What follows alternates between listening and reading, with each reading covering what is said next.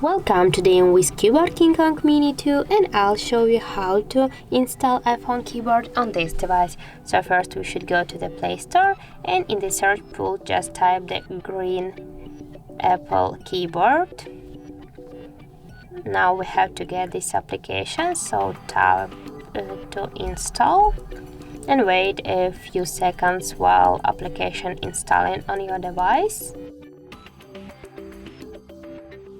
Now just open the application. Here tap to the enabling settings and tap on the switcher near the green Apple keyboard. Tap OK, click OK to confirm and go back. Now just click to the switch input methods and switch it to the English United States keyboard, and that's finished. Right now, for example, we'll type something, for example here in Google.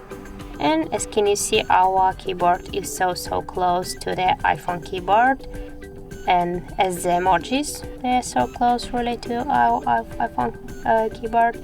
So that's it. If you found this video helpful, leave like, comment and subscribe our channel.